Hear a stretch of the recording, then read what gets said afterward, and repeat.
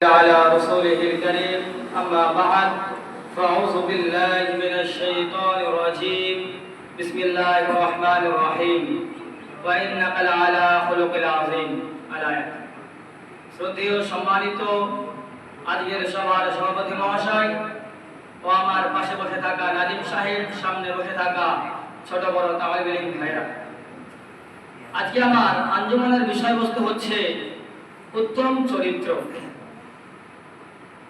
উত্তম চরিত্র সর্বপ্রথম আমাদেরকে জানতে হবে যে উত্তম চরিত্র আমাদের কিরকম হওয়া দরকার বা উত্তম চরিত্রটা কি। উত্তম চরিত্রটা হচ্ছে যে ভালো স্বভাব, মানুষের সঙ্গে আচার আচরণ, নৈতিকতা, সমস্ত কিছুকে মুহাম্মদ সাল্লাল্লাহু আলাইহি সাল্লামের মতো গঠন করতে হবে। এর পারিভাষিক অর্থ হচ্ছে ইসলামী শরিয়ত অনুযায়ী আল্লাহ ও তার সৃষ্টির প্রতি সদাচরণ করা এবং আপনার কিনা সত্যবাদিতা, নম্রতা, ভদ্রতা, আমানতদারিতা এবং অসৎ কাজ থেকে নিজেকে সরিয়ে রাখাকে সৎ আচরণ বা সুন্দর আচরণ বলা হয়।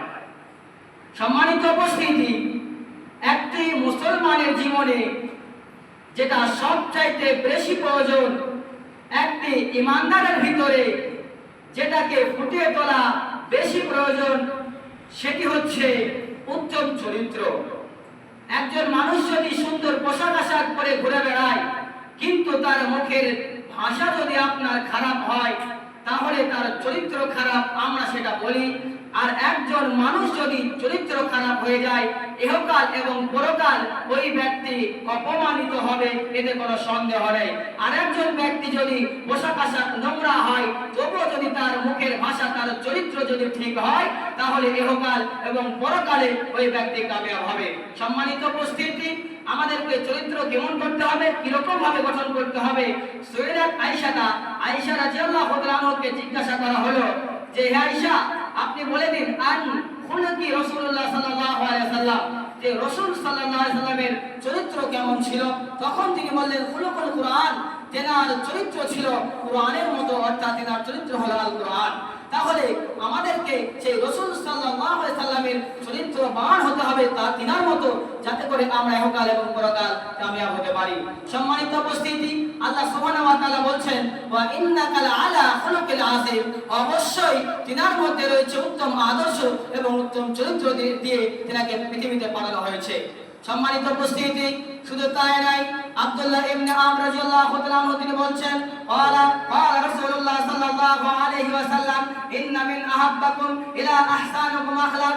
আল্লাহর নবী মুহাম্মদ সাল্লাল্লাহু আলাইহি ওয়াসাল্লাম বলছেন, আমার কাছে অধিক প্রিয় হচ্ছে ওই ব্যক্তি, আমার কাছে অধিক উত্তম হচ্ছে ওই ব্যক্তি যে ব্যক্তির আখলাক চরিত্র ভালো, যে ব্যক্তি আখলাক চরিত্র সুন্দরভাবে দুনিয়াতে ফুটিয়ে তুলবে, ওই ব্যক্তি আমার কাছে সবচাইতে প্রিয়। সম্মানিত উপস্থিতি, আল্লাহর নবী আর হাদিসের মধ্যে বলছেন, আবু হুরায়রা রাদিয়াল্লাহু আনহু قال رسول الله صلى الله عليه وسلم ان اكثر ما يدخل الناس الجنه। আবু হুরায়রা বলছেন, আমরা রাসূল সাল্লাল্লাহু আলাইহি ওয়াসাল্লামকে জিজ্ঞাসা করলাম, হে আল্লাহর রাসূল, আপনি আমাদেরকে বলে দিন মানুষ কোন আমলের বিনিময়ে বেশি বেশি জান্নাতে প্রবেশ করে।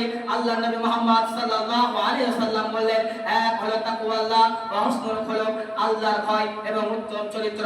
সম্মানিত উপস্থিতি, তাহলে উত্তম চরিত্র যদি আমরা সুন্দরভাবে গঠন করতে পারি, এর মাধ্যমে আমরা জান্নাত লাভ করতে পারবো। শুধু তাই নয়, আল্লাহর নবী মুহাম্মদ সাল্লাল্লাহু আলাইহি ওয়াসাল্লাম আরো বলছেন, ইন্না মিন খিয়ারিকুম আল আহসানুকুম আখলাক, যে সব সময় সর্বক্ষেত্রে ওই ব্যক্তি সব থেকে আমার কাছে প্রিয় যে ব্যক্তি তার আখলাক চরিত্রের দিক থেকে ভালো। তাহলে আমরা উক্ত কোরআন ও হাদিস দ্বারা এটাই বুঝতে পারলাম, যদি আমরা আখলাক চরিত্রকে ঠিক করতে পারি, আখলাক চরিত্রকে ভালো করতে পারি, এক হচ্ছে আল্লাহ এবং রাসূল সাল্লাল্লাহু আলাইহি ওয়াসাল্লামের প্রিয় হতে পারবো।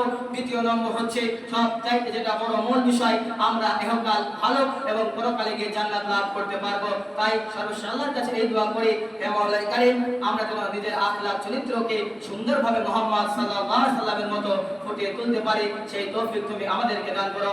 আমিন। এখান থেকে আমার বক্তব্য করছি, আমা আলাইনা ইল্লাল বালাগ। আসসালামু আলাইকুম ওয়া রাহমাতুল্লাহ।